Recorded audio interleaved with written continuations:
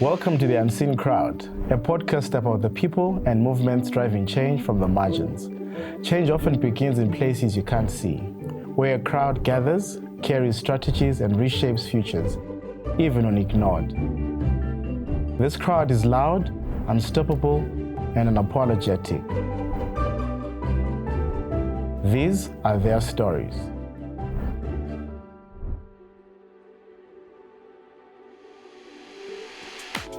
Hey fam, welcome back. And today we're starting off our episode, which is not the end, but it is the beginning of something big. We've had conversations around care, we've had conversations around collaborations, we've had conversations around practicing accountability. And today we just want to take a step back and reimagine the future, how it looks like for us, reimagine the movement and how it looks for us. My name is Jonathan. Thank you once more for joining us. And as to kickstart the conversation, thank you all for coming through as well. As we're kickstarting the conversation, I want us to imagine this. Remember, we're imagining a lot of things today. If our movement had a song, what song would it be? If our movement had a song, as we're moving into the future, what song would that be? We are family. Oh, yeah, thank you. What about the others? What do you think? That's what friends are for. Oh, that's it. Thank you very much. Okay, any takers? Any other takers? We are the world. We are the world. Well, Oh, we are thank the you very world. much. Thank you for that. And I love that because we've seen oftentimes we've been called names. We've faced it all. We've been called the alphabet gang. We've been called the LGBTIQ. We've been called the LGTV. But here we are. We're still standing. We're still resilient. And I want us to reflect. What are the names or languages that have been used out there against us that we've managed to reclaim, that we've managed to own, that we've managed to repossess and call our own? I would say, for me, in Suriname, they would say grituma. So that means a woman that rubs. And I love it, so there's no problem. That's a good one. I think in Indonesia, we call it chong. Chong means like, sissy boy, sassy boy, and it's just like a negative word, but we reclaim it. And even we have a movie about chong, and it's about the LGBT life in YouTube, and that was really great. Oh, nice. Okay. Others, any other takers? Also in Ghana, we've been able to reclaim names that we've otherwise been used negatively against us in a very locally contextualized way. So mostly we refer to each other as Sasso. To wit, my likeness, my counterpart, my image, just to reclaim our identity. Ah, d'accord. Au Cameroun, c'est divers, non?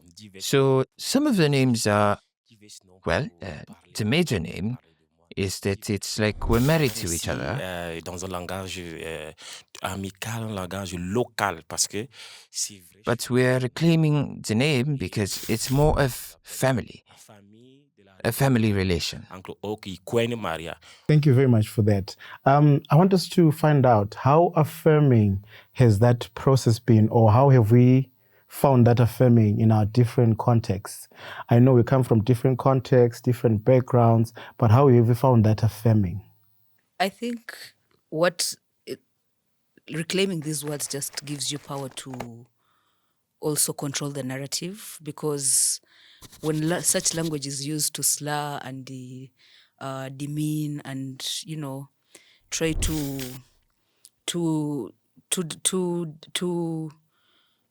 basically disappear our community. So when we use that language, we reclaim back, we take back that power, and then it also gives us also common language that we use in our advocacy. And when we're trying to do work around social inclusion or mindset change or narrative, so taking back or using that language and spinning it to own it also gives us, I think, a platform where we can localize our advocacy where people can engage with us in a way that we are speaking a language they understand, and then also putting a face to, most times these words are used out to just dehumanize without context. Most people will say, I've never seen a gay person. So when you use it and claim it and use it maybe as an identity tool, it gives you that connection with the local or larger community that enables and enhances social inclusion. Thank you. Diane, you can go ahead. Yeah, and I think it's also to emphasize that we are not just exist, but we resist. And that is an interesting trend in Indonesia at the moment because we are getting so diverse in terms of gender, sex, and sexuality. And then globally, we have the terms queer. And then we are now also trying to adopt that word, localize the word queer, like QUEENR, and into Indonesian language as KUIR, queer. Okay. Oh, that's a good one.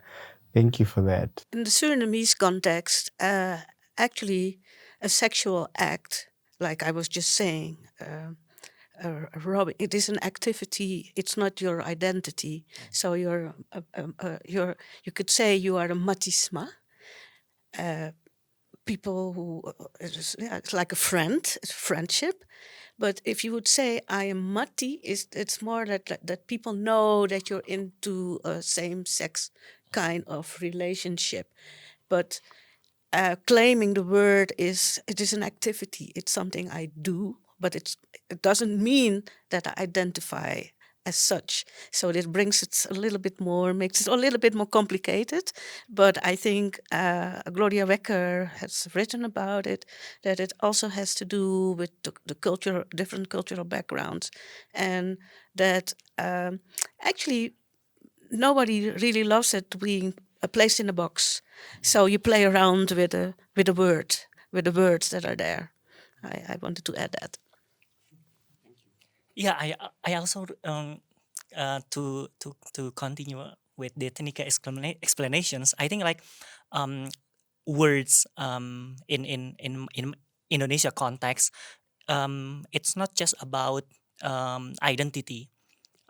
It can also something to do with the community. Like in the past, long ago before the word or the term LGBTIQ or queer getting popular, we have a word that we call sahati. It means one heart, and like it emphasized that even though you have no idea about who you are, and then we still get connected each others, and then we are in the same community, and it's like an invitations for you to join the community because we have one heart. Very true. I mean, as the queer community, we shift norms, we movers and shakers, we're trailblazers, we've done it all and seen it all, and which is very good. And I would like to ask you guys, I've got a friend, I'll give you a scenario. I've got this friend of mine. Was so close to the extent that at some point people thought him and I were dating, but we weren't dating. Whenever derogatory terms were used or slurs were used targeted at me, he would stand up for me. He would vouch and be like, so what if we're gay? What does that have to do with you? And he's a support system of mine even up to today.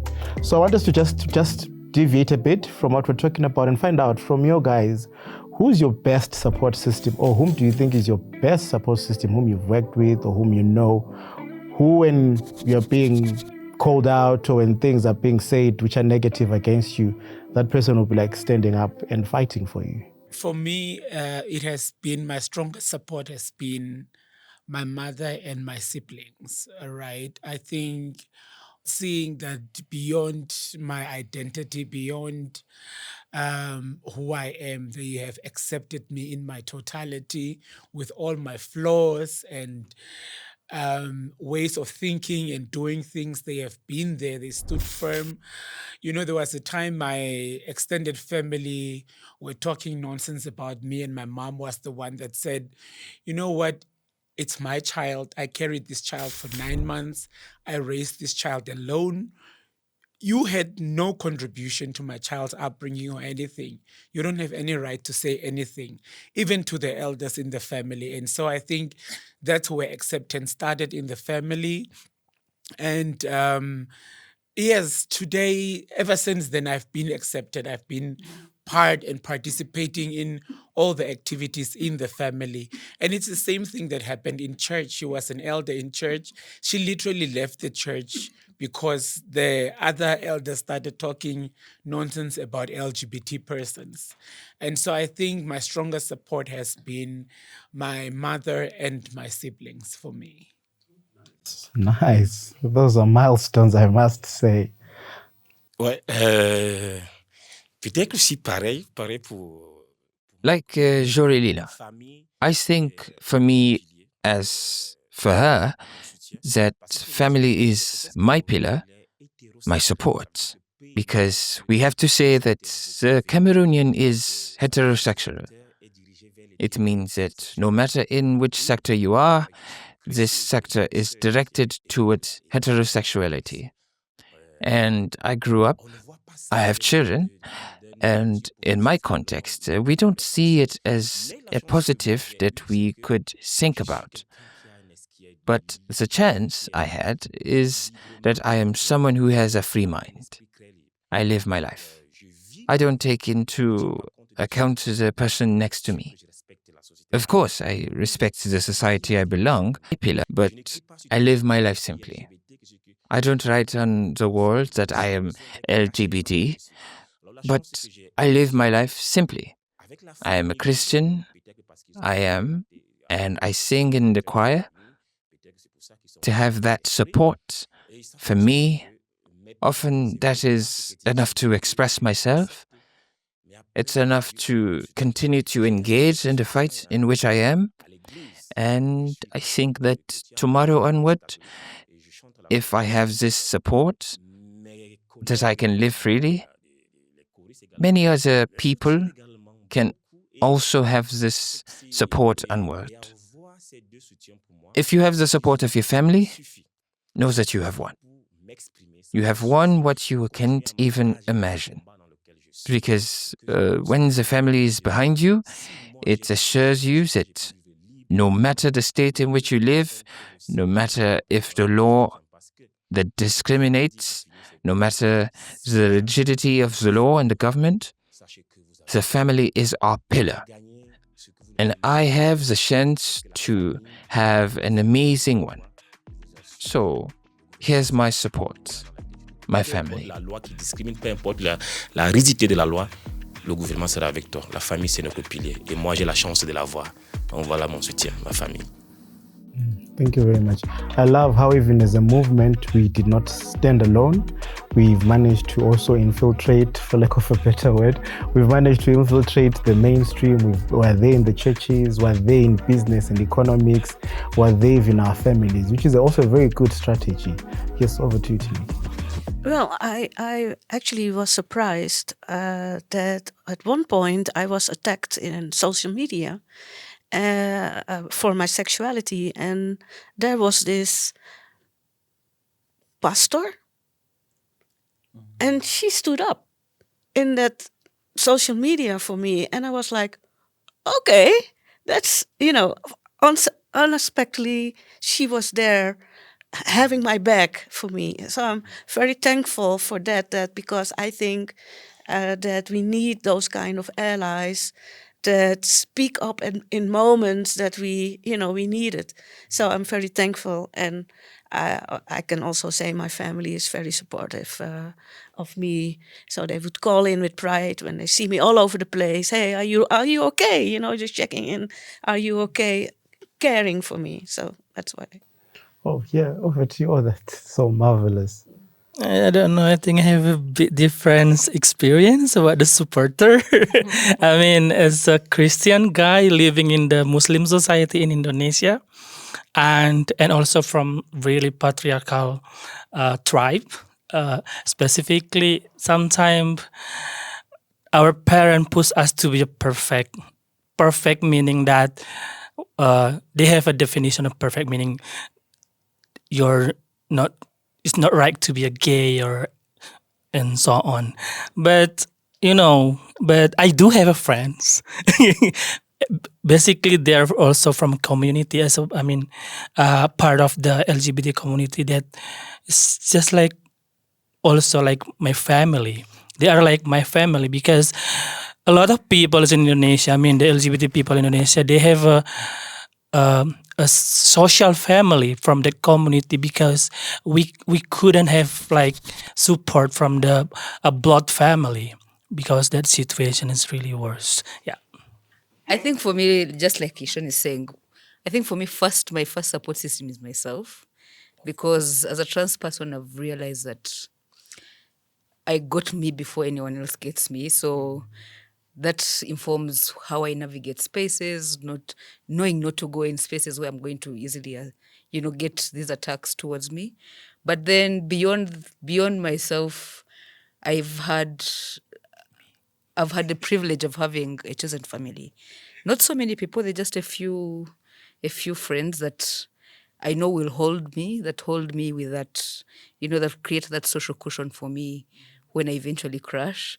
But beyond that small circle of the chosen family, there's also the wider community, the LGBTIQ community itself, where we have support systems and resources that help with in case you need to relocate, in case you need psychosocial support and you need counseling that of course is costly. So that those support systems that are in place that help in times of when you eventually crash from those times being affected by such those terms being used when navigating life generally. Okay. Thank you very much for that. Diane? When, finally, when I was a kid, I got bullied at school, at home. So it's so hard for me to see my nuclear family as my support system. So when I was a kid, my support system was, and always until now, trans women community.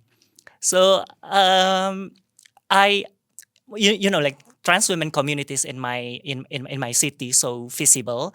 As a CC boy, as a proud CC boy, Yes. they call me faggot, of course, at school, at home, and also at mosque because I'm Muslim. So I saw an aspirations from hair beauty salon. So I remember when I was a kid, I didn't want to go to barber because all people there are men, look muscular, look macho. And then I saw so many salon in my neighborhood run and organized by trans women. So they look like me. And then I went to that salon and started to build a connections with trans women community through hair beauty salon.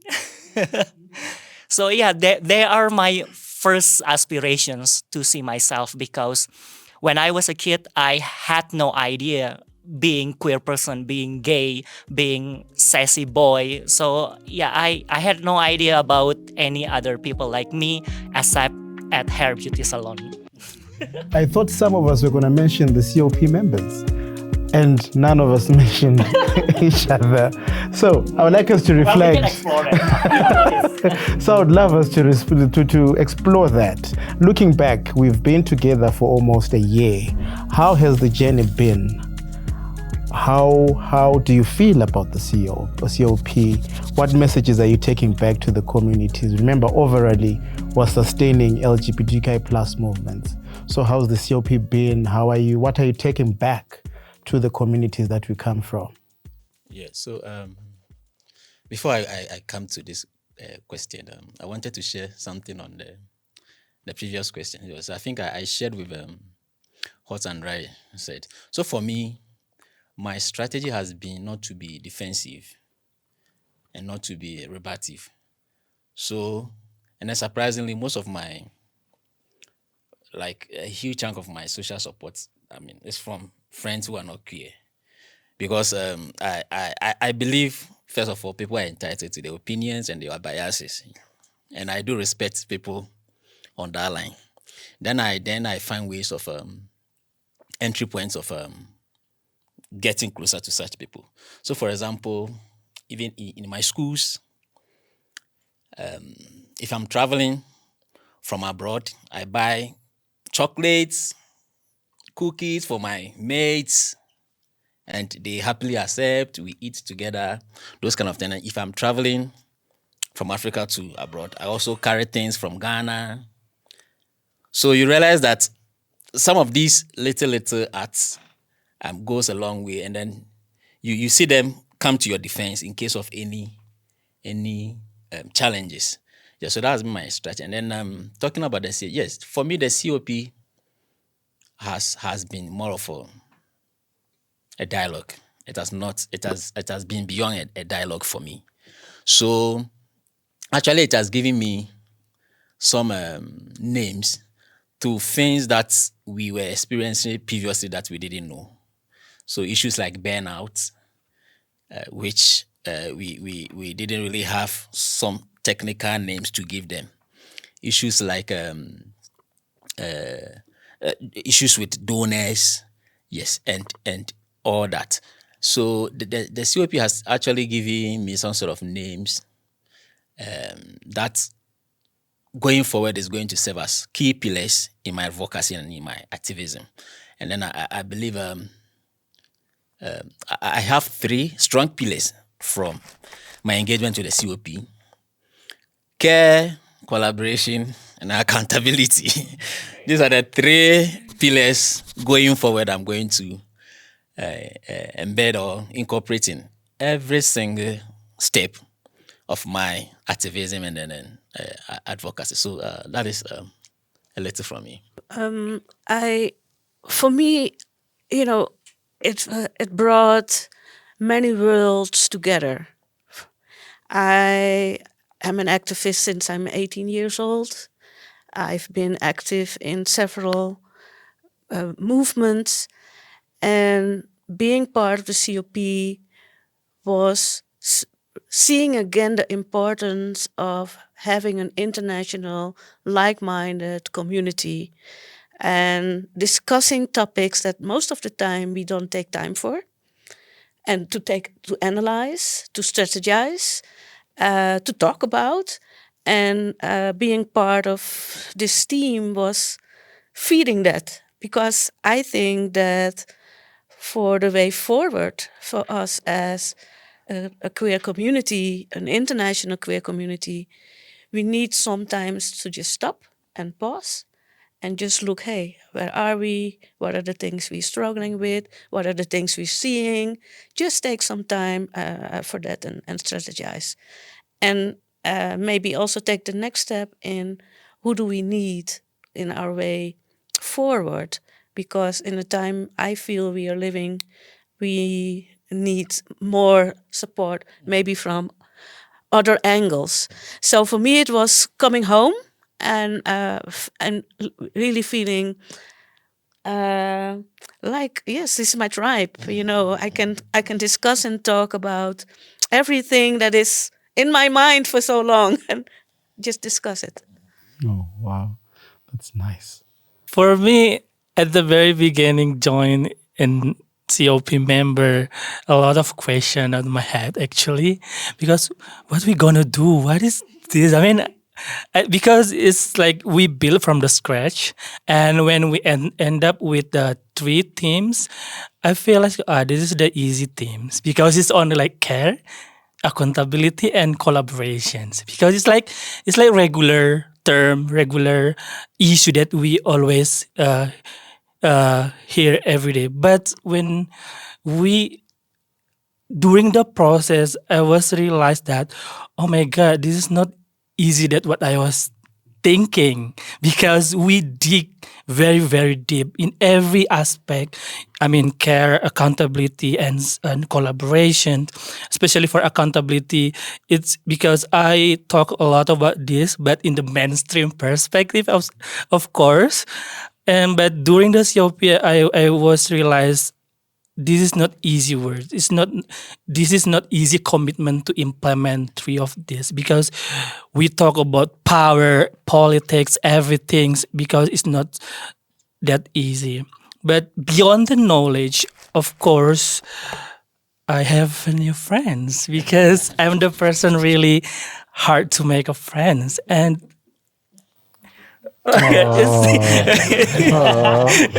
yeah, because even in my country, it's really difficult for me. Until now, I only have 3 friends. I mean, really, really close friends. I'm really old. In the 33 years old, I only have 3 friends because it's really difficult for me. But in the COP member, we meet each other. I mean, even it's online through the Zoom, but I feel the connection. We share the same struggle, our thought about everything. And even with Dian, we are living in the same city, but we are getting close because of COP. I mean, we are close, in the past, but it's getting close. And it makes me really happy. Oh, that's so sweet. For me, it's been quite an experience. It's been, a platform where you get to say, I'm known as a disruptor in my community. I start difficult conversations. I throw spanners in the works. So it's been that space where we get to talk about things that maybe you've silently spoken about, things, but to eventually do something about it. There's one thing to speak about accountability, trust, care, and it's one thing to actually do something about it. So for me, this experience has been really, really growing roots of what sustaining the LGBTQ movement can look like. And I believe care, accountability, and collaborations are like the strongest roots that we need to hold and uphold our movements. So for me to be part of this conversation with like-minded people, because again, these conversations are not just had with everyone. You know, you set conversations and people think they're personal attacks. Well, sometimes they are, but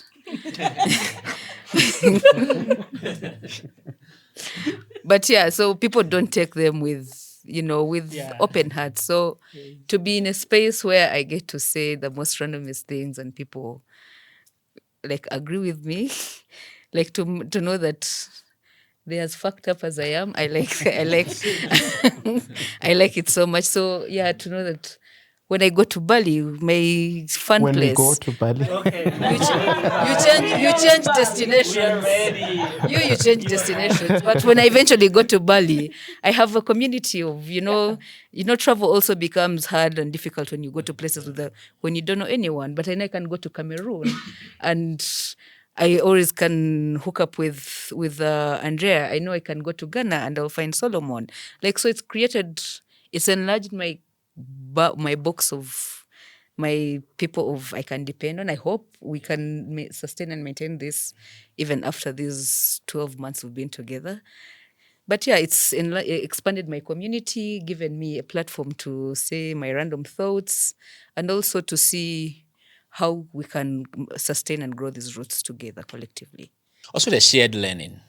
The cross-regional lessons. Asia and Africa are 2 continents where LGBTQ plus rights continue to face significant regression and then backlash. Yeah, so having, this shared learning from this cross continent, has, deepened our understanding, and I believe we've all added up to our best practices for purposes of our advocacy and our activism. Yeah. I loved, Tineke, how you spoke about strategies where you said we need to pause. We need to rethink how we're also going out there beyond the COP and all those strategies.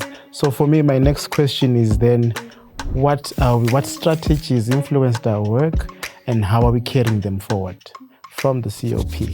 What strategies influenced our work and how are we carrying them forward, especially when it comes to movement building? For me, the strategies that worked for me is this: being on this committee, on this COP,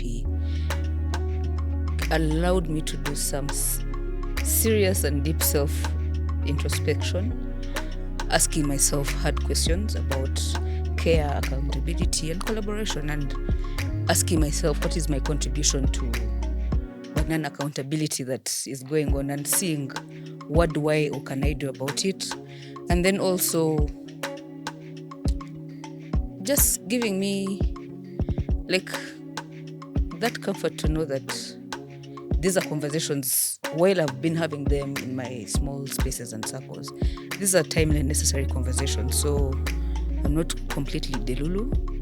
So we can actually, it's important that we continuously and encourage these conversations to continue happening. We completely need to rethink how we are organizing, because the systems that we're organizing and working with won't really sustain the roots that we're trying to grow with this COP. So how do we influence, encourage, and start conversations around decolonizing these practices to better practices that can actually build resilient and sustainable movements?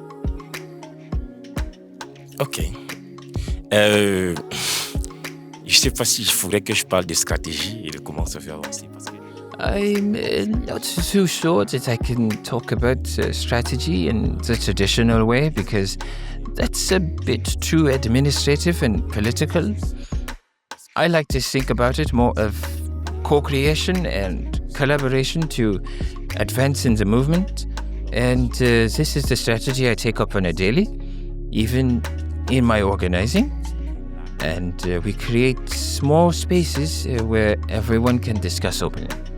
Yes, everyone can discuss openly. Je pense que ça peut continuer à faire évoluer et grandir le mouvement. Et que chacun de nous. And if we don't talk about these strategies formally, the team would not be able to sustain the collaboration.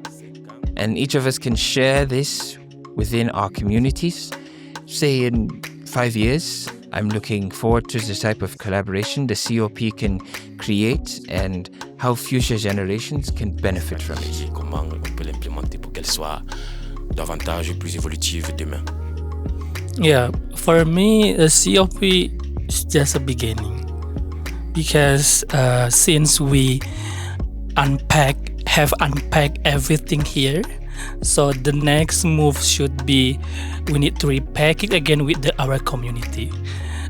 This is that what I'm not going to teach my community how to be care each other, how to be accountable, and how to build a collaboration. But the thing is, I will bring the same question that we trying to answer in this COP. I will bring the learning question that we have here to my community, and now we will answer together. And this is the process how we repack again the concept, and we have our own concept, we have our own framework, and we will do it together. So I think this is what I want to carry in the next move. Thank you very much. So this is really bringing me to my concluding question for us. And I want to ask, what is our dream moving forward? We're reimagining the future. Let's not forget that. So as we're reimagining the future, what is our dream that we want to see? You spoke of 5 years. What do we want to see in those 5 years? As we just wrap up. Mon rêve pour l'avenir, c'est que le mouvement perdure, que le mouvement continue. So my dream for the future is that the movement is not lost, that it continues and the representation is represented, and that people of LGBTQ can continue working together to change others' mindsets. And in general, the goal is not us, but the goal is bigger than us, to have a world that we can live together without discrimination and while accepting others and respecting one another. Et où nous nous acceptons tous et nous tolérons tous. Ça, c'est mon rêve. Voilà. Yeah, I can add to it. For me, it's to stay human, because all of what is happening in the world, it seems that it wants to dehumanize us. And it will takes a lot of us, and that's why we need each other to, stay in our power, because we are not powerless, but stay in our power and be there with each other as humans while we work together in our small communities, in our bigger communities, in our countries, to be change agents. And for me, I'm working at COC Netherlands, and I always believe that it's our responsibility to see what you can do as an organization to contribute, not only in the international, I work in the national department, but also in the national department. Because, we are people, we are crossing borders. Which borders? I was coming to come here, and I saw no borders, but it's a tough discussion in the Netherlands, the whole thing about refugees, etc. And one of the things in my work is to be there also for the people who are being called refugees. So what I take from this is that I will continue to try my best, that we are being seen and see ourselves as humans. Yeah, so I envision that future, the next 5, 10, 15 years and going, where our movement leverage, build on lessons and gains from leveraging within the spirit of intergenerational learning, to continue to build our movement in care and to strengthen our movement through collaboration, and then so that it is able to be sustained within the spirit of accountability. Yeah. I think from my end, I envision a future where there are no longer fights for human rights, fight for borders, fight for the color of our skin, etc. That we just coexist as human beings, accept people as they are, love them, and let them live their lives, right? Without me having to impose my ethos and ideologies on the next person. That mutual respect and understanding and treating each other with dignity, I think that's a future that I see, that I don't have to wake up in the morning, have to ask myself, my goodness, how many taxis will have to reject me when I go out the door? How many people will call me names, discriminate me? What will I hear on the news today? Which country is going to war? All of these things. Life should be lived and not be...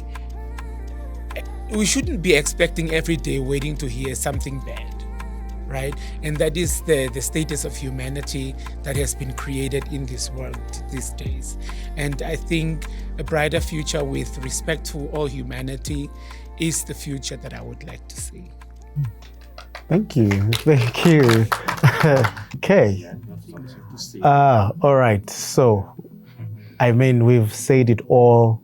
We've been emotional, we've seen the journey, but what I want to say and really emphasize is the journey continues.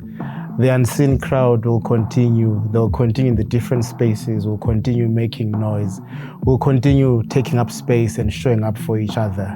So with that, everyone, that is the end of our season 1. We might watch out for season 2. Definitely we need to come back for season 1. And a big shout out to the Power of Pride Alliance that has been supporting this initiative through organizing with COC Netherlands, Pan Africa ILGA, as well as ILGA Asia. So and the funding has been coming from the Kingdom of the Netherlands. So definitely there has been support, and definitely we will advocate for season 2. So watch out, guys, there will be season 2. I don't want to say goodbye, I want to say later. We'll see you guys later. So thank you very much for joining us. Please always remember to like, share, and subscribe. And always remember this: if you cannot love yourself, how the hell are you gonna love somebody else? Thank you. Thank you.